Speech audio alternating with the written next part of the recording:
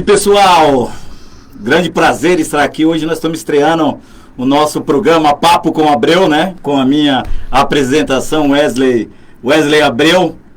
E hoje nada como estrear com uma das pessoas assim mais empolgantes, né? Mais interessante do que nada menos do que Manuel Neto, né? Uma descrição imensa do que Manuel Neto faz. Ele aí é professor universitário, líder comunitário, escritor, poeta, né, Manuel? O homem que veio de Rondônia, Guajará-Mirim. Muita gente não sabe que Rondônia existe. E aqui está Manuel Neto. Tudo bom, Manuel? Prazer em tê-lo aqui comigo, rapaz. Boa tarde, Wesley. É um prazer aqui estar no seu programa de estreia. Quero mandar um abraço a todos que nos assistem e dizer que é uma satisfação enorme. Desejo êxito e é um prazer estar aqui falando com você. Então, Manuel, quem é Manuel Neto, né? Aquele rapaz que veio lá de Rondônia, como é que veio parar em São Paulo? E como chegou nisso? Escritor, professor universitário, educador, isso que é importante. Conta um pouquinho dessa trajetória aí. Eu brinco que papai é cigano. Meu pai sempre morou fora. Passamos por Manaus, Rondônia, o Acre. E eu nasci em Rondônia. Papai conheceu a mamãe em Rondônia. E depois de muito tempo viemos para cá. Onde já faz mais de 15 anos que moramos em Heliópolis. Uma das maiores comunidades do Brasil. E eu acho que você não nasce historiador. Você é escolhido ser historiador. Eu acho que a vida te escolhe ser historiador. Eu acho que a história nada mais é do que um conjunto de fatos. E esses fatos são interligados com o destino. Eu acho que é isso. Isso. Manuel, hoje, quando você veio de Rondônia, você veio direto para Heliópolis. Hoje você mora em Heliópolis, né? Na grande comunidade de Heliópolis, né? E com toda essa ascensão social, esse conhecimento que você teve, e você continua em Heliópolis, né? O que é pertencer a uma comunidade como Heliópolis? É um privilégio. Eu acho que de todos os lugares que Deus poderia me colocar, Ele me colocou no melhor. Heliópolis, nos seus 350 mil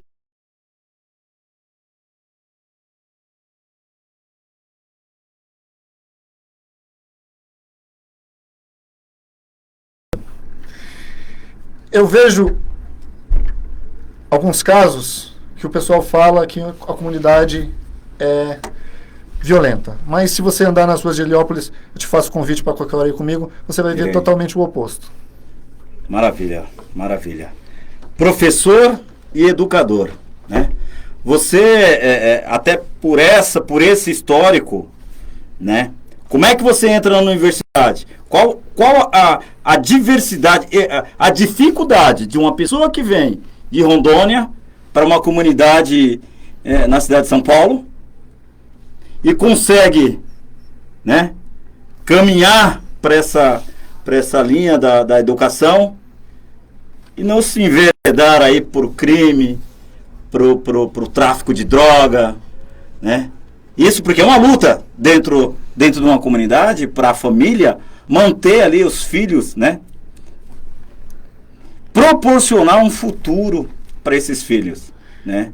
E tirar ele desse caminho aí da criminalidade. Como é que foi isso? Wesley, veja bem, a transformação em Heliópolis, no ano de 1996 aconteceu um incêndio em Heliópolis, um incêndio de grandes proporções. Um cidadão chamado Silvio Bacarelli, que já não está mais entre nós, viu aquela situação e ficou muito entristecido com aquilo.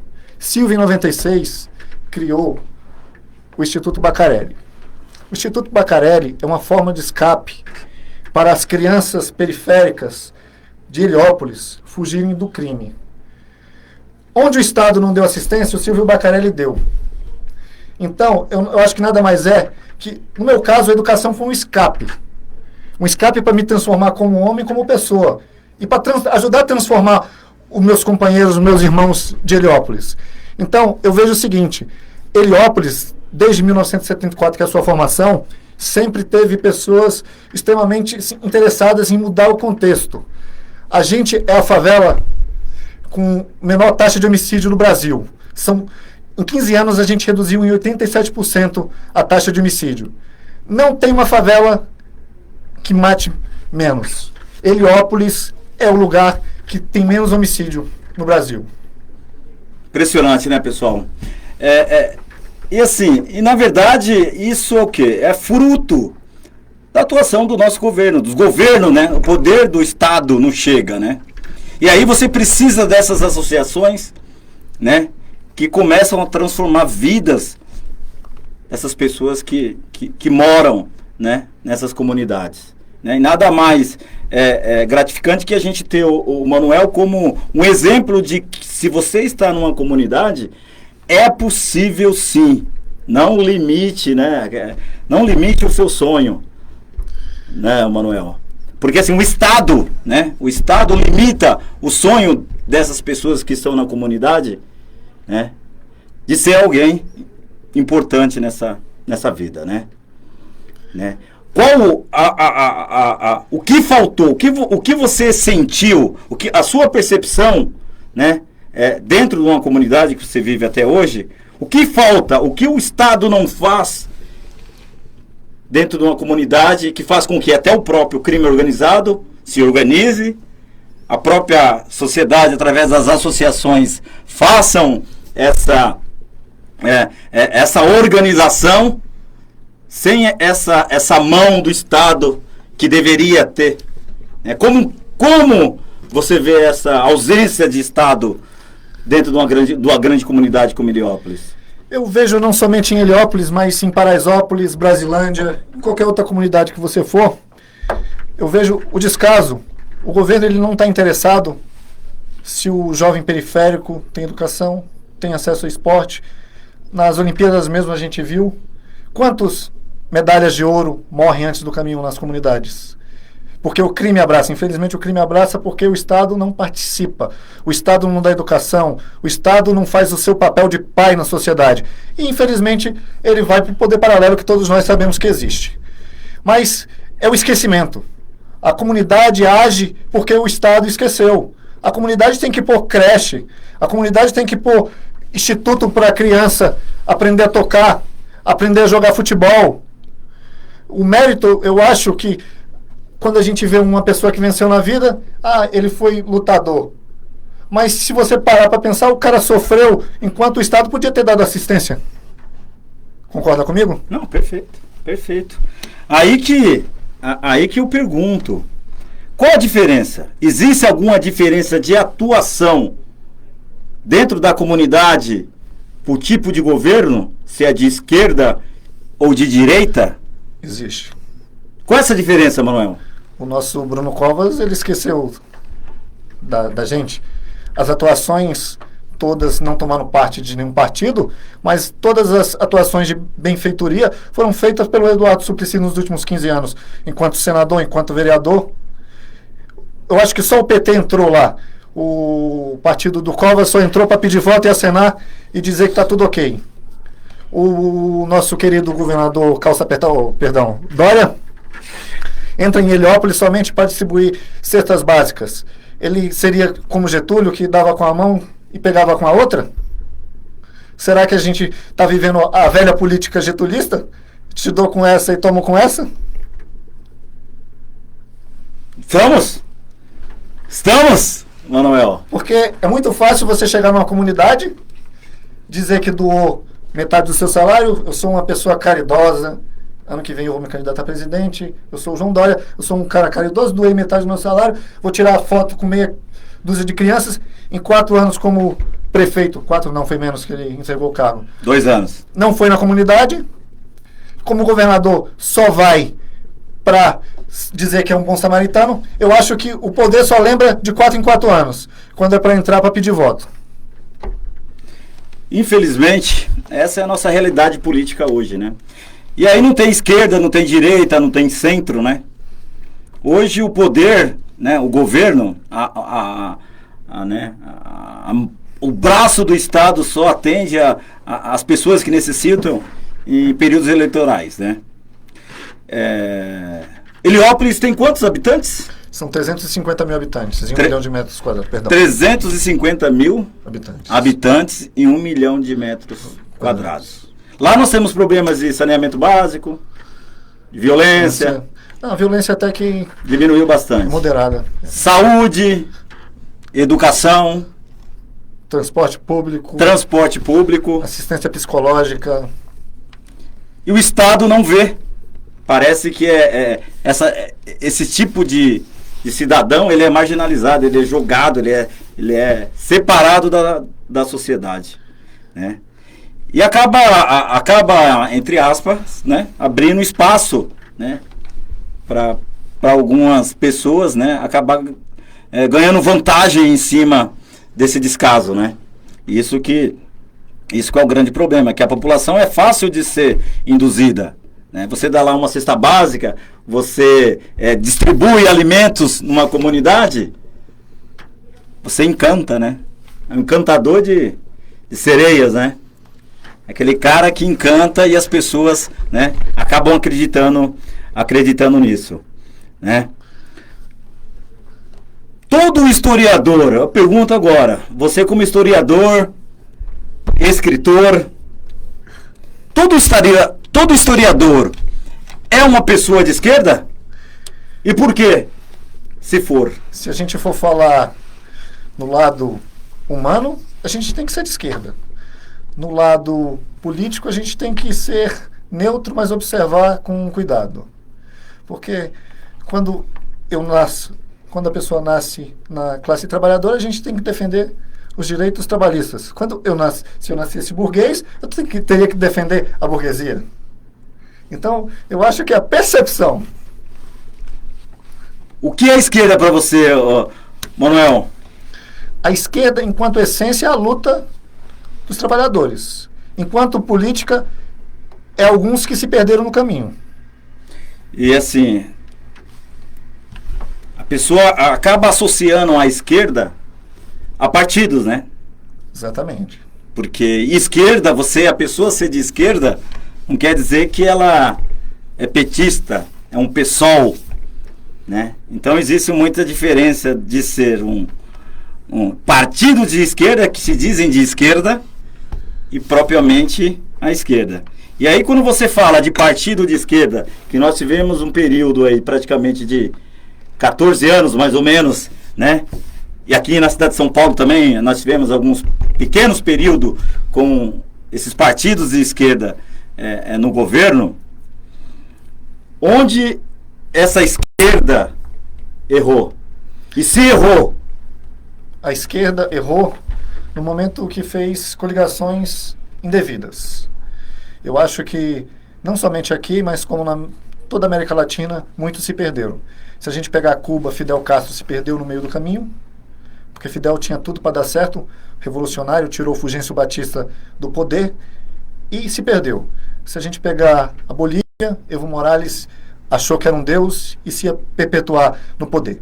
Se a gente pegar aqui o caso da Venezuela, Maduro não aceitou o golpe e está nessa. E no caso aqui do Brasil, os 14 anos do governo Lula, se a gente for observar no quesito educação, foi bem, abriu vantagem para o jovem adentrar a faculdade, mas se perderam porque a ganância corrompeu. Eles acharam que iam se perpetuar também como o Evo. Então, quando você se perpetua e se alia com pessoas indevidas, você acaba se condenando ao autossuicídio. Esse período, essa mudança que você fala, né, esse distanciamento da essência da esquerda, mudou a sua percepção sobre o que é uma esquerda atuante, uma esquerda original dentro do partido, dentro do Brasil hoje?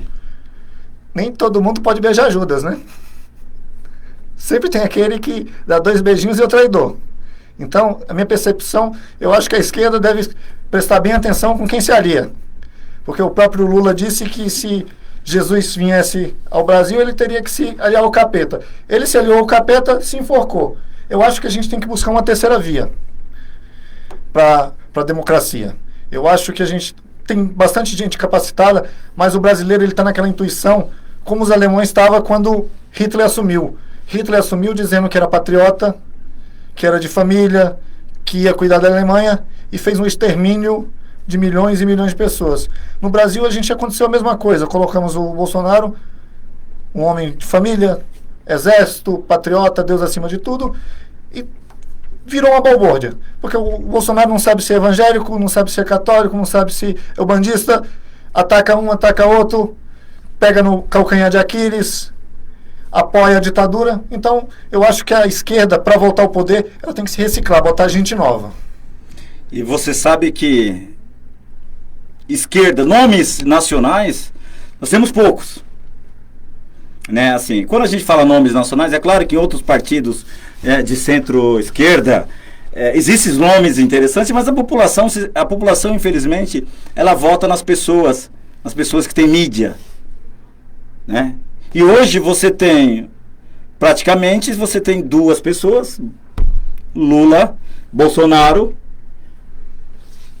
João Dória, que infelizmente ou felizmente não é uma terceira via. Tentam se construir outros nomes de terceira via sem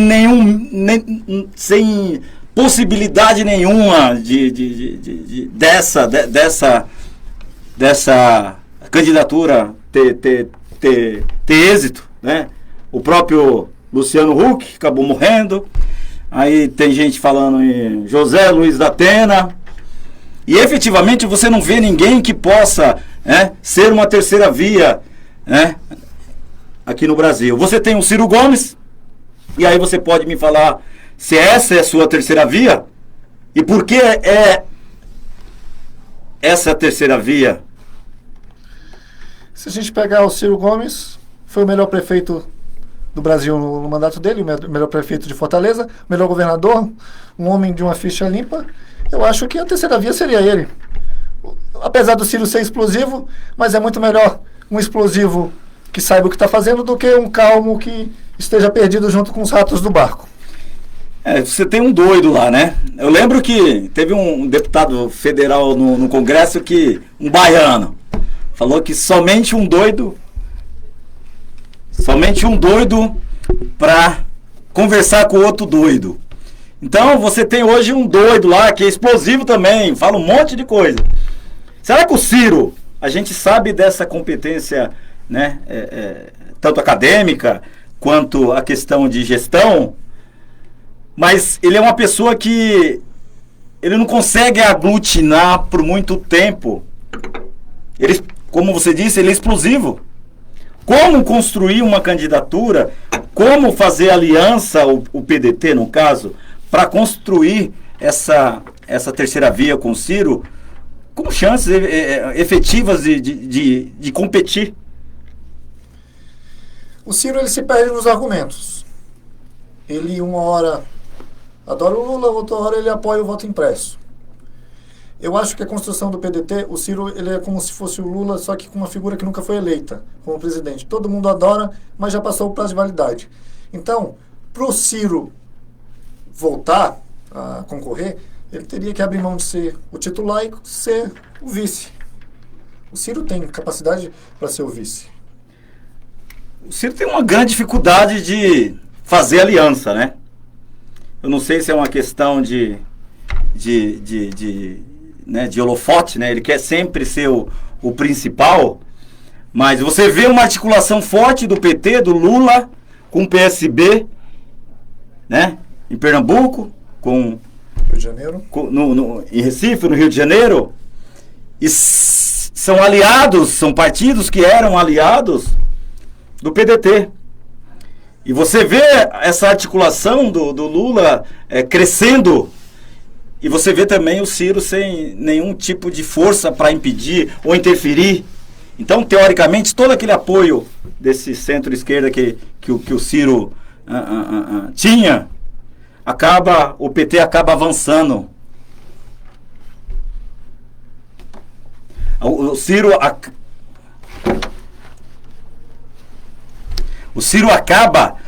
acaba perdendo essa competitividade essa competitividade, né, de crescer essa candidatura? Vejamos bem. O PDT, o descontrole começa pelos seus deputados. Tabata de Amaral se perdeu, votou no que não era para votar, traiu aos próprios seus. Se os deputados já não passam confiança, imagina o presidente, que é a figura principal de uma democracia com mais de 200 milhões de pessoas. Falta confiança. Quando você vê uma Tabata Amaral, PDT, sendo filiada ao PSDB, primeiro que você está destruindo toda a ideologia, né? Toda a formação ideológica e partido, né?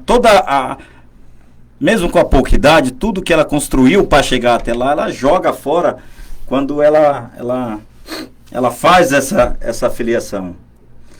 E o PDT parece que é uma regra do PDT, né? Ter pessoas que acabam, às vezes, até pelo jeito, usando, né, o PDT, né, para conseguir lá o seu mandato, e depois eles acabam dispensando o PDT. Né?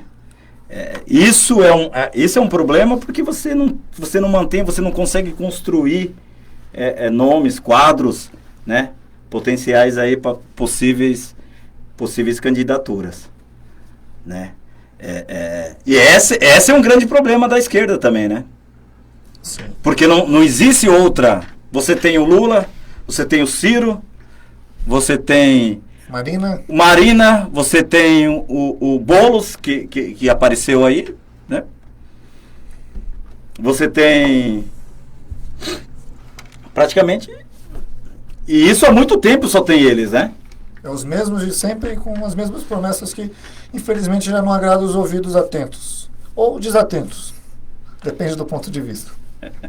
E o que fazer para mudar esse cenário, Manuel? O que precisa politicamente? O que precisamos fazer para melhorar aqui? Na verdade, assim, toda a política é feita na teoria, deveria ser feita em prol da população, e principalmente dessa população mais pobre, mais necessitada.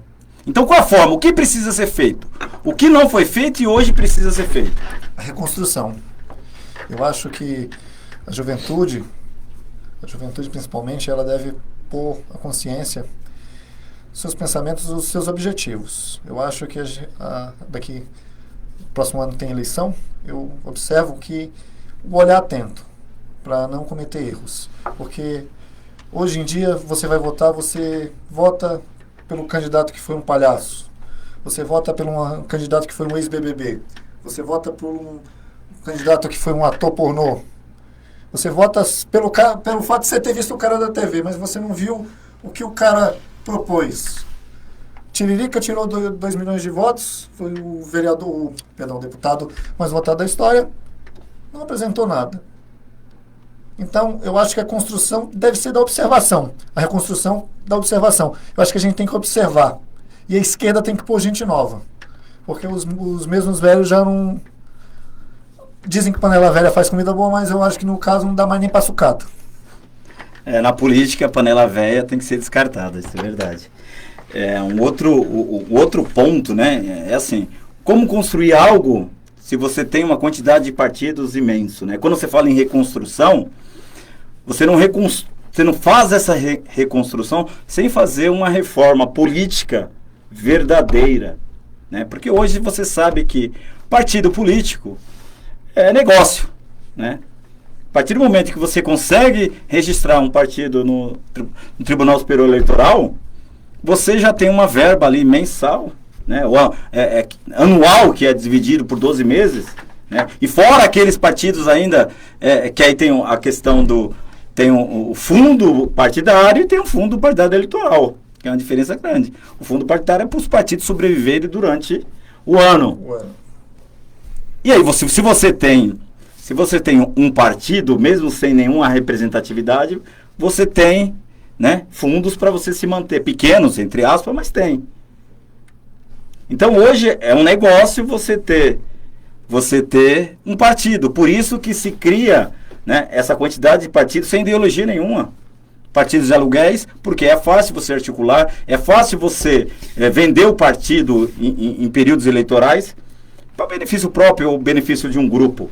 Então, como reconstruir uma política, né, uma definição para a população começar realmente a saber escolher, não votar em pessoas, né, que estão na mídia, em imagens, né, em sim ideologias, o que essas pessoas, né, efetivamente fez ou faz, qual o projeto, qual a vida regressa dessa pessoa. No Brasil, se você parar para observar, tudo virou questão de dinheiro. Você pega os partidos, virou moeda de troca. Você pega a igreja, virou centro de arrecadação para pastor que vende feijãozinho. Então, a cultura do brasileiro já está errada aí.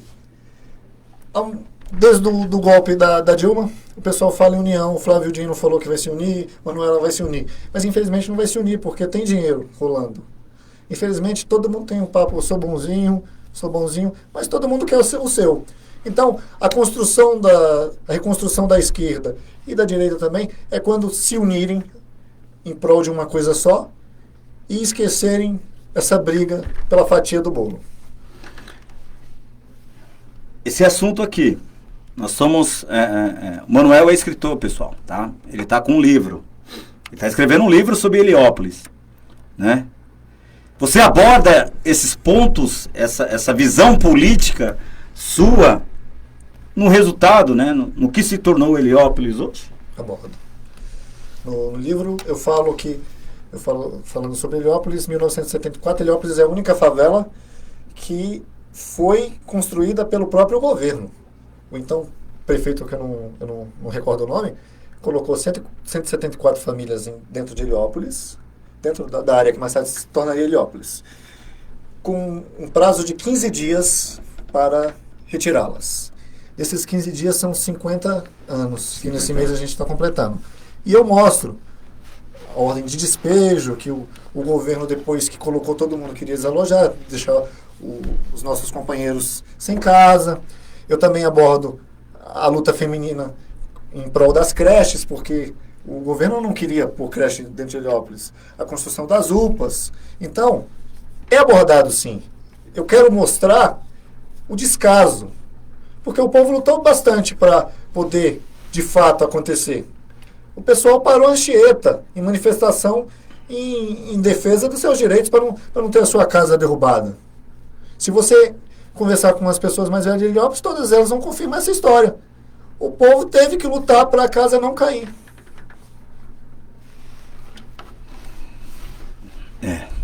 Gente, é interessante, né? Quando você começa a conhecer a história, né, de cada comunidade, o próprio governo, aí é o quê? A ineficiência do Estado, né? A ineficiência do Estado proporcionou Heliópolis, não que seja negativo, tá, pessoal?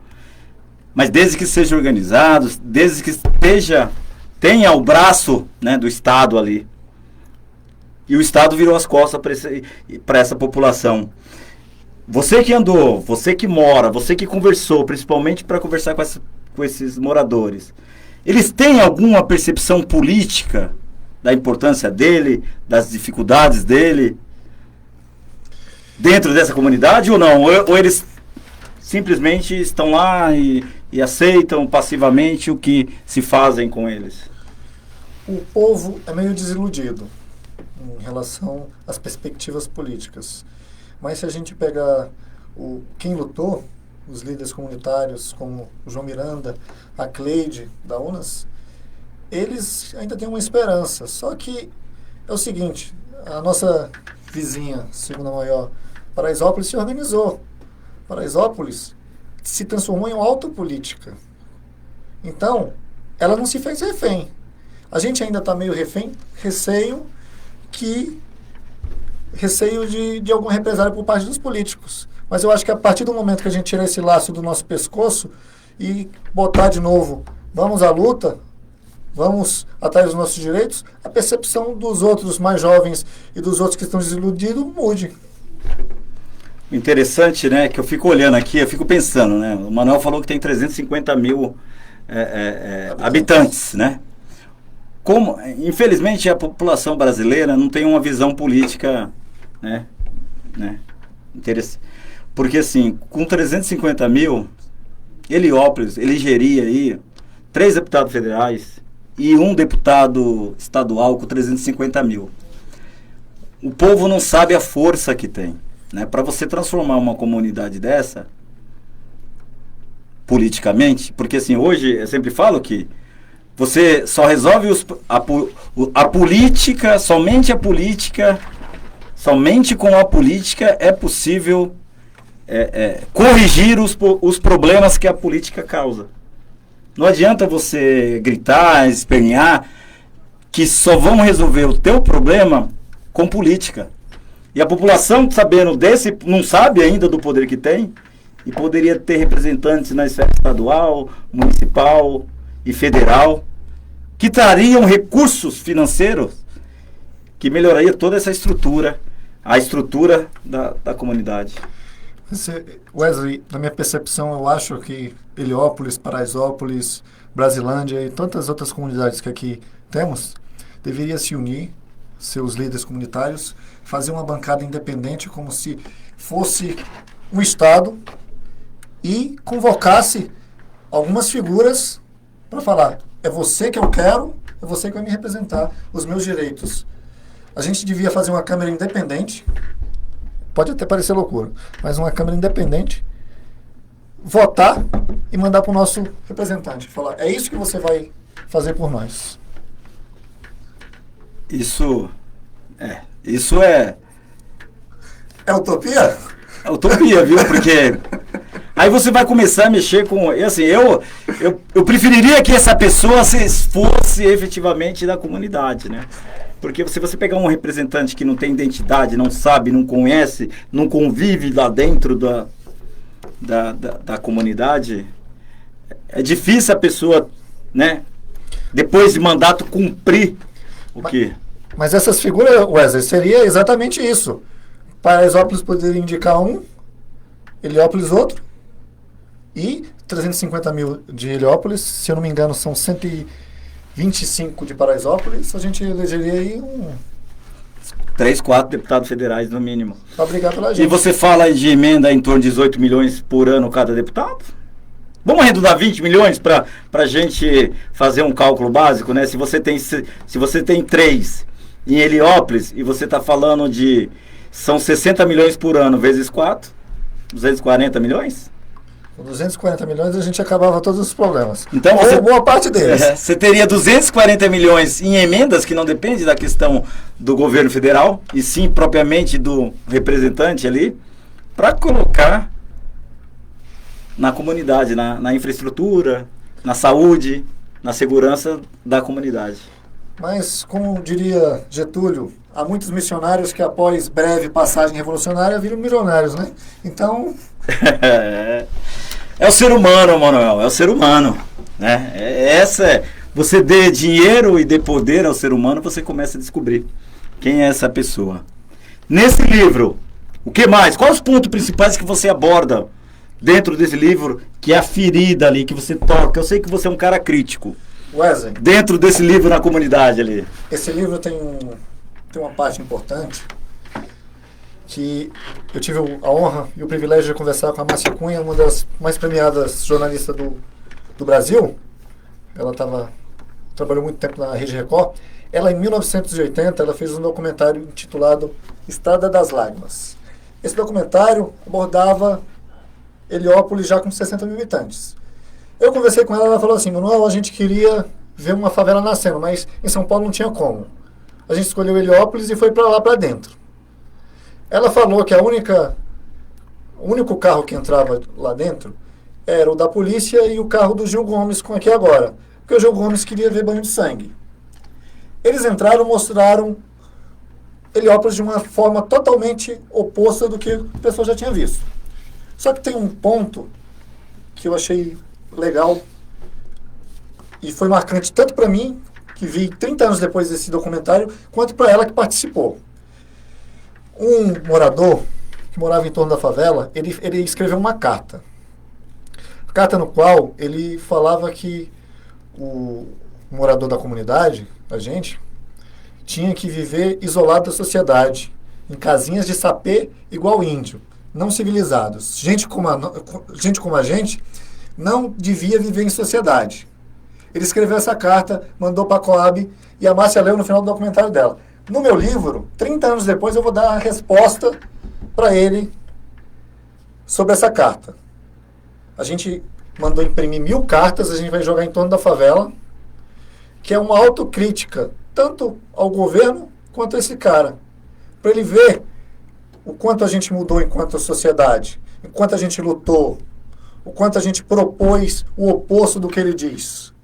Porque é muito fácil você falar que todo morador de comunidade é favelado, é bandido, mas a gente não vê os engravatados, a gente não vê os omissos, a gente não vê o banho de sangue que infelizmente ocorre em todas as comunidades do Brasil, a gente não vê o esquecimento.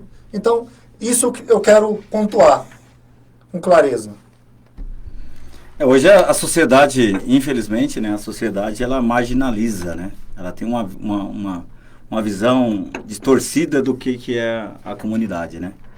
Ela é taxada onde tem um número maior de bandidos, o tráfico de droga, você tem lá assaltos, você tem a prostituição.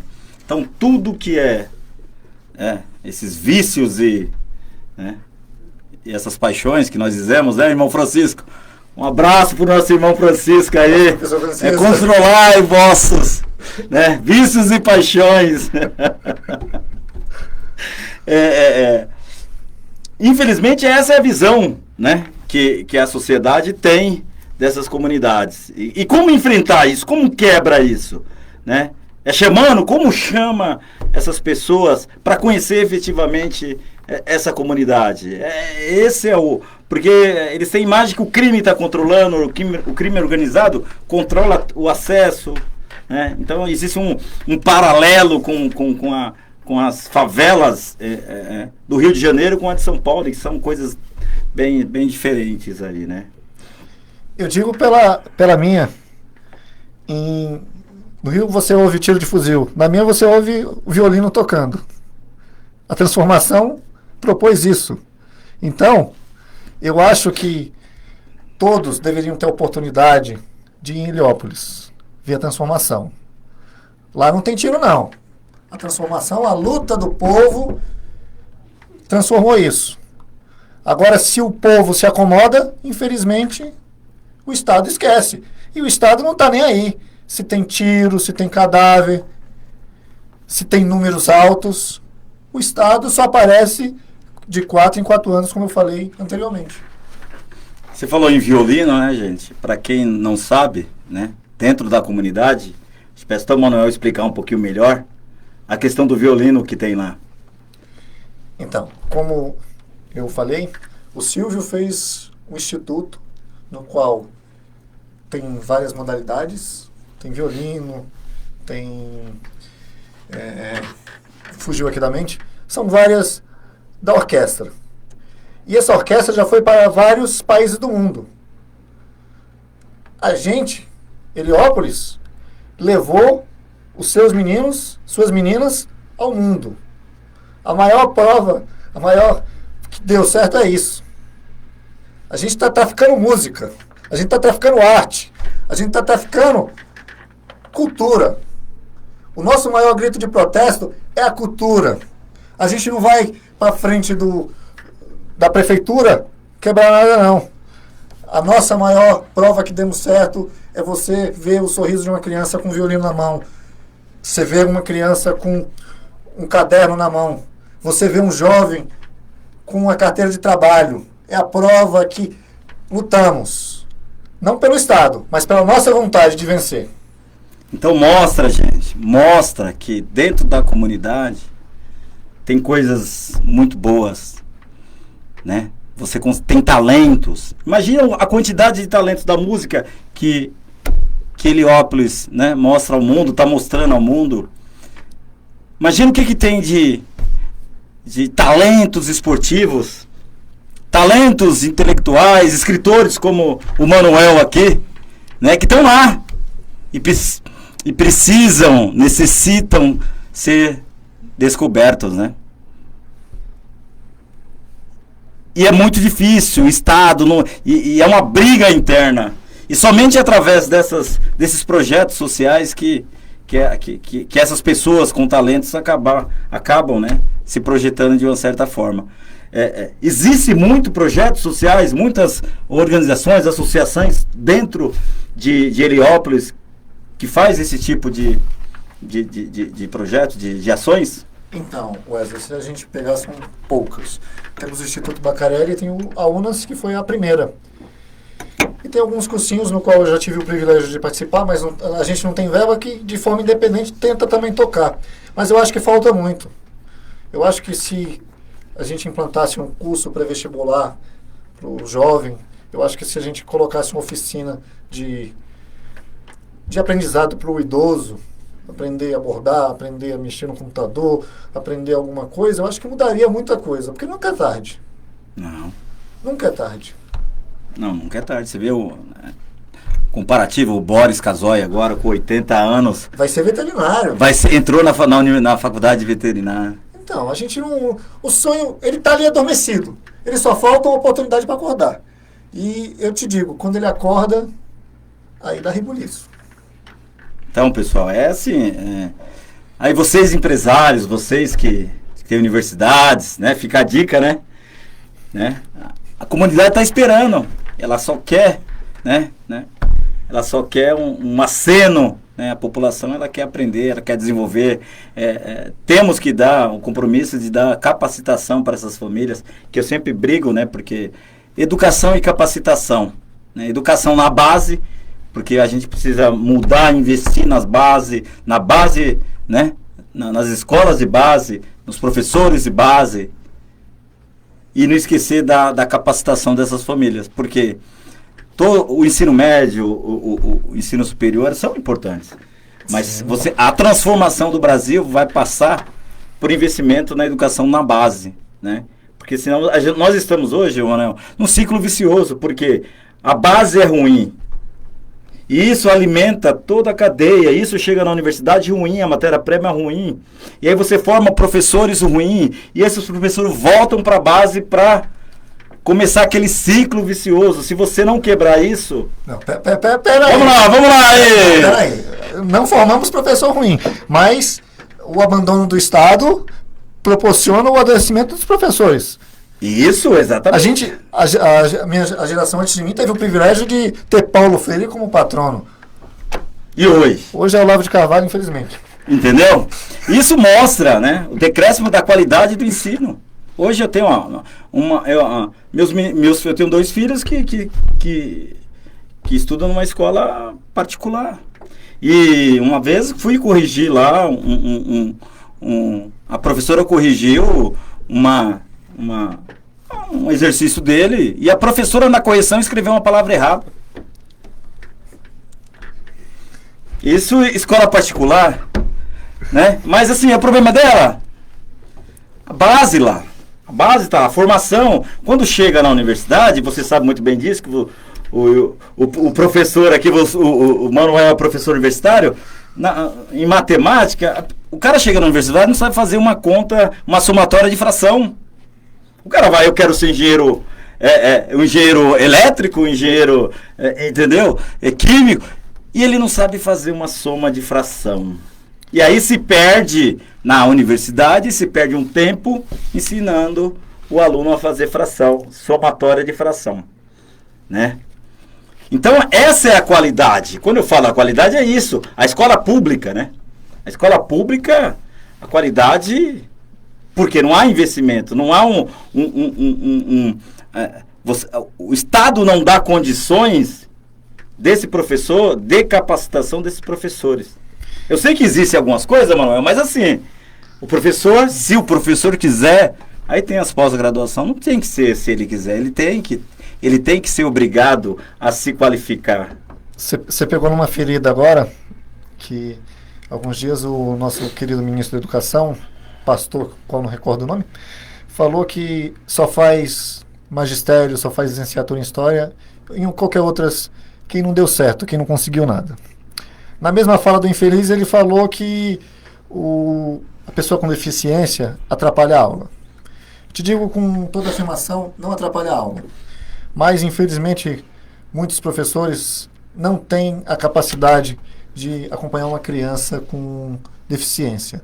Por quê? Porque a nossa formação, ela não abrange, muitas vezes, entender uma criança com autismo, uma criança com dislexia, uma criança com síndrome de Down. Então, eu acho que a inclusão é necessário, mas a gente tem que incluir as crianças com profissionais. Não adianta a gente pôr a criança com 40 colegas, sendo que ela não vai aprender e, infelizmente, vai sofrer na pele bullying pelos outros que não compreendem a deficiência dela. Inclusão, mano, eu sou bem crítico em relação a isso, porque você vê lá um discurso do presidente, né, Jair Bolsonaro, do Dória, nosso governador, até mesmo do nosso prefeito, qualquer pronunciamento deles, tem lá uma pessoa falando em Libras. Aí eles falam inclusão. Pessoas lá que tem que se comunicar em Libras, ele tem que ir, ele tem que trabalhar, ele tem que andar pela cidade. Como se comunicar com a pessoa em Libras? Aí eles falam, não, eu tenho escolas especializadas que só ensinam Libras. Mas essas pessoas que quando vão para o trabalho, quando chega a certa idade, entra na sociedade, ela vai se relacionar 90% da vida dela com pessoas que não têm a deficiência dela. Exatamente. Mas que inclusão é essa? Por isso que eu tenho uma ideia, eu defendo uma coisa que assim, Libras tem que entrar na grade curricular das escolas municipais, estaduais, lá da base. A criança tem que começar a aprender a falar em Libras para que daqui a 30, 40 anos, essa pessoa esteja efetivamente inclusa. Se a gente for parar para pensar, no Brasil são 5 milhões de pessoas com algum problema auditivo. De 200 milhões, a gente tem 5 milhões com alguma dificuldade. 5 milhões de pessoas. E essas pessoas... E aí você vai, é projeto, é programa da prefeitura, de inclusão. Olha lá. Hoje, se uma pessoa me pedir informação em Libras, o que eu faço? Infelizmente, não vai conseguir. Eu não vou conseguir me comunicar com essa pessoa, vou ter que escrever, ela vai ter que escrever para mim no papel. Então, esse é o tipo de inclusão que o Brasil precisa. Exatamente. A gente tem que preparar para poder educar. Não adianta a gente pôr sem a capacitação. Então, esse parâmetro da educação é um ponto delicado. Eu acho que a partir do momento que você qualificar, você vai ter mais resultado. Com certeza, assim. E eu e assim, o que dói, Manuel, assim, é que ninguém grita no nosso parlamento, ninguém fala sobre educação. O único que gritava, o Gustavo Buarque lá, que era do PDT, né? Ainda é do PDT. Ele é um dos últimos que gritava aí sobre educação. E hoje você não ouve falar no nosso parlamento sobre educação. Infelizmente, o nosso símbolo de educação está um relacionamento com o prefeito e está no PS, saiu do PDT, né? Infelizmente, ela agora é primeira-dama, então ela esqueceu os estudantes. Então, é complicado. E assim, e aí quando você tem um governo que nomeia um ministro da educação estrangeiro, que não sabe falar e nem escrever o idioma português, e aí desanima, né? Como é que você vai tratar de educação se um ministro da educação, nós tivemos um ministro estrangeiro, nada contra o estrangeiro, tá, gente? A questão é a seguinte, sabe falar o idioma, sabe escrever o idioma, para ser ministro da educação, o mais básico possível, né, Manuel? Se fosse cubano, eu aprovaria. É a melhor educação. Mas com certeza esse cubano, ele com certeza saberia falar português. Como você colocar alguém para comandar a educação se essa pessoa não sabe ler e escrever em português? Esse é o cenário da nossa educação. Então a educação está na mão de pessoas que não tem um mínimo de conhecimento, sensibilidade ou o interesse de ver esse país crescer, né? com educação. O ministro falou que universidade não é para todo mundo. Será que a gente voltou há 20 anos atrás, que só o rico entrava? Será que a próxima geração depois da minha não vai entrar? Será que a gente vai ser sempre submisso ao sistema capitalista, no qual eu te exploro, você aceita e tudo dá certo? É assim, conhecimento traz problemas para governos, né? E é bíblico, né? Como o nosso presidente sempre fala, né? Conheceis a verdade e a verdade vos libertará, né? Somente o conhecimento. E o conhecimento, quando a pessoa descobre, quando a pessoa aprende, quando a pessoa tem essa percepção, ela se torna crítica. Ela exige os seus direitos. E não é interessante para o Brasil hoje, para os governantes que tiveram aqui, se você tem uma nação, né, que tem um povo que questiona, que exige seu direito, que consegue escolher com qualidade os seus representantes. Mas eu acho que no nosso caso a gente vive mais aquela frase, uma mentira dita 1000 vezes se torna verdade. Nós estamos na fase da fake news, né, Manuel? Estamos aí na fase de fake news. Então, nós começamos a conversar sobre toda a questão estrutural da comunidade, os problemas, e terminamos falando de educação, né? Que todos os males de uma... Isso é exemplo no mundo, você vê Coreia, né? Você vê que todos os problemas de educação, violência, de saúde, a educação resolve, né? Exatamente. A educação resolve. É o alicerce de toda a sociedade, de todo... Quando você quer comparar um país sério, né? Veja a porcentagem do PIB que é investido na educação. Aí você sabe que esse país está no caminho certo ou não. E nós, infelizmente, se retira-se dinheiro da educação para outros setores. Aí é muito complicado você viver num país que você, como professor, acha que a revolta é até maior. Não, e a gente ouve alguns comentários insólitos. Esses dias um cara perguntou para mim o que eu achava de Cuba, eu falei minha opinião, aí ele falou, eu tenho muito medo que o Brasil vire Cuba. Eu falei, eu adoraria que o Brasil virasse Cuba. Aí ele, por quê? Eu falei, porque a taxa de analfabetismo em Cuba é 0, praticamente. Cuba é o que é graças aos Estados Unidos. A gente está se tornando o que é graças aos Estados Unidos. Pessoal, é isso aqui, tá? Essa foi a nossa conversa. Nós ficaríamos aqui praticamente aí, uns 2 dias falando sobre a esquerda, né?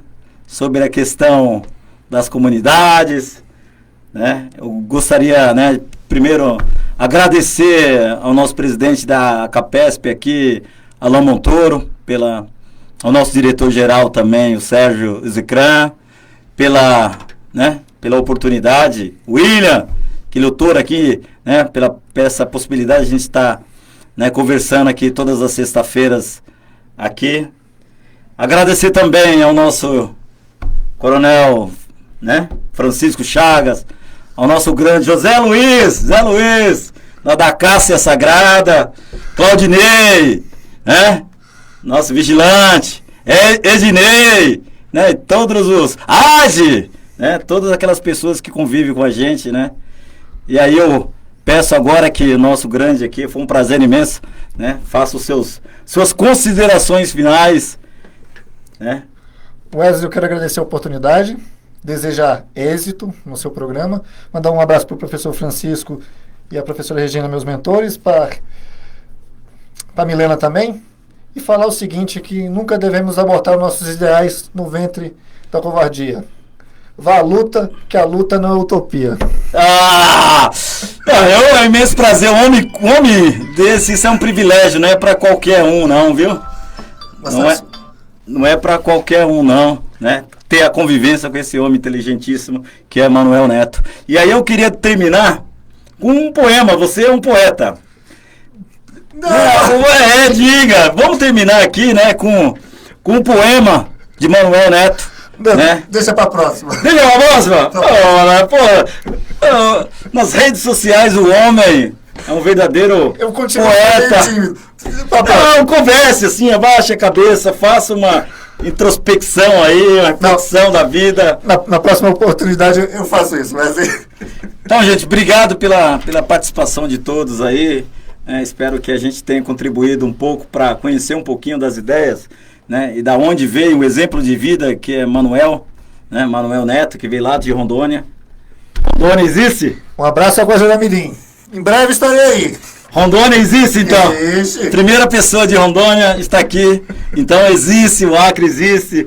Então, eu só tenho a agradecer ao pessoal aí. Obrigado, gente. Né? A gente está finalizando aqui essa transmissão, mas sempre com um convite feito, né, Manuel, para voltar e falar um pouco mais dessa linha poética, né, que Manuel... Será um prazer voltar e eu reforço o meu convite de você dar uma volta em Heliópolis, conhecer lá. Vamos lá, qualquer hora. Beleza, pessoal, obrigado mais uma vez aí, agradecemos, né, e... Tem mais 4 minutinhos? Ô, rapaz, aí, ô Manuel, temos mais 4 minutos. Ih, rapaz, ainda são 4 minutos? 4 minutos voam, hein? Né? Fala um pouquinho de você, então, da questão da universidade.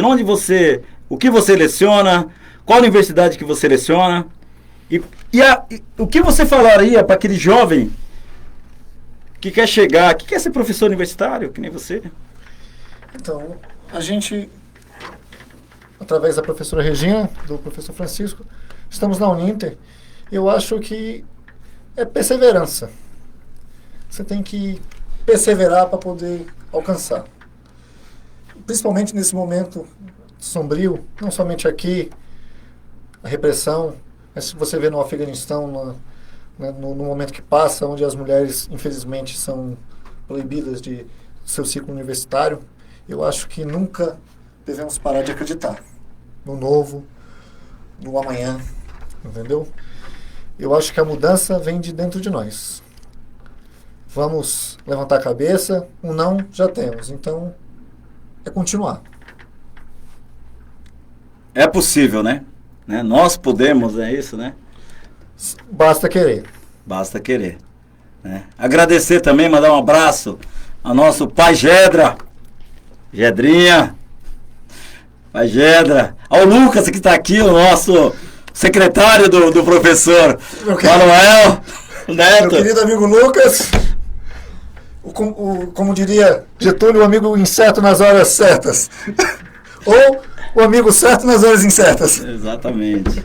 Então, pessoal, fica aqui, né, a história de vida de Manuel Neto, né? Da onde veio, o que fez, para onde vai.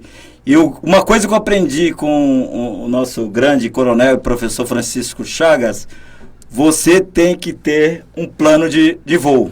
Sim. Você tem que saber de onde você partiu, né? E aonde você quer chegar. E o tempo que você quer... E quando você quer chegar. E eu tenho certeza que o Manuel tem esse plano de voo bem definido, né? E tá no meio, né? Exatamente. E você falou um ponto fenomenal que o professor Francisco fala, que nunca devemos esquecer da nossa origem. E tem um fato curioso do chapeuzinho no qual naquele dia você foi. Ele tem um chapeuzinho de couro que ele tem na mesa dele.